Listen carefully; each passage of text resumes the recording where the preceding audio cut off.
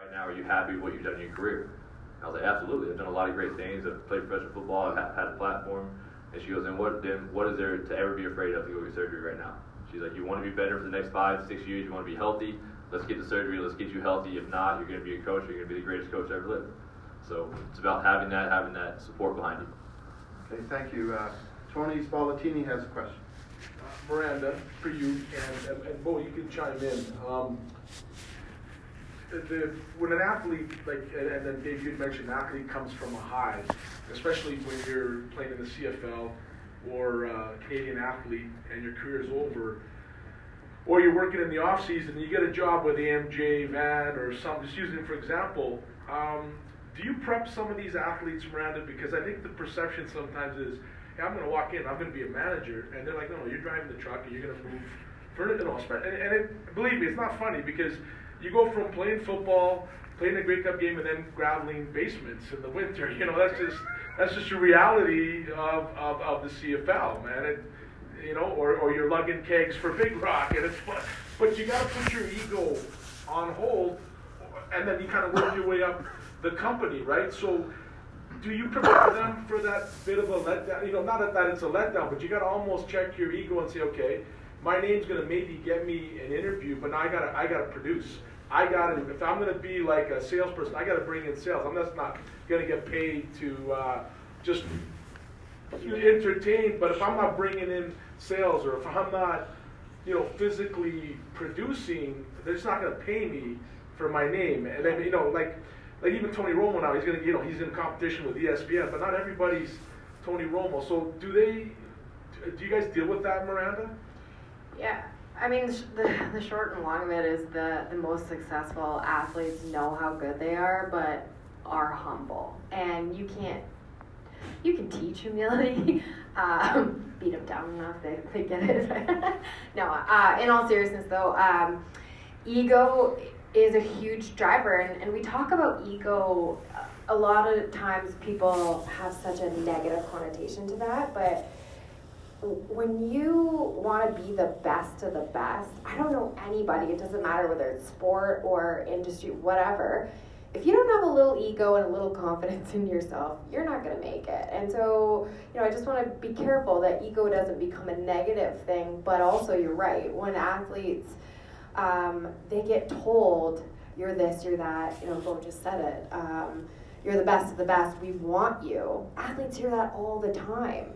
And so they get this false sense of security that you have to keep reminding them that when they're done and they're not in that limelight, they're not on that pedestal, it's really hard to teach them or to educate somebody that you might not be as important as you think you are right now. And everybody wants you when you're having success, but who's around when you're broken, when you're injured, when you don't know what your next career move is? And invest your time and energy in those people rather than the people that want you because of your name. And that's a hard lesson for athletes. So the sooner you get them thinking about what they're good at outside of the sport they play, the more humble they would be to learn and grow, and to find a mentor that doesn't know anything about sport. And if they can figure that out, then they have a lot more success, because you see it all the time. It doesn't matter what sport, like, well, everybody wants me, everybody said, oh yeah, I'll get you a job, but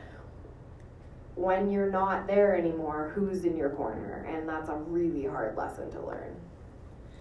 Miranda, that's great. Thanks, Toni. You know what? I'll share this because in our firm, in our industry, in the professional search industry, and I know Dave was there for years, it's really interesting when hiring managers, who here hires people, right? Put up your hand, people hire, and boy, oh boy, you get a lot of calls from suppliers when you got a job, isn't that right? Right? When you lose your job, we call it crickets. So be careful, we always say be careful when you're at the top, because the people at the bottom are climbing up. And that's one of the reasons why I point out, Alexandra and Evan. I encourage anybody to bring in people at a younger age in your company, because give them the ball, like Bo's got the ball, give them the ball, they'll play, they'll get you some yards, they'll win some plays, but you got to give them the ball. Because guess what? Number one awareness that I'm going to throw out there is that those kids are going to be paying our pension. And you better make sure they like you. and you give them an opportunity, because that's really important. You know, that goes for everybody, not just athletes. Just like, you know, it's tough turnaround in our economy the last couple of years. And the number one thing is, like, nobody cares about me, nobody calls you. I go, yeah, but how much did you care about them when you were at the top, right? And in my profession, I don't say that until people ask me, because I'm too professional to say that, believe it or not. You got to figure it out, you know, and that's kind of like maybe what Toni was talking about, is like, yeah, you're really good at snowboarding or being a quarterback or a soccer player, but, you know, we got to dig a ditch today. Yeah. And how good are you going to be there?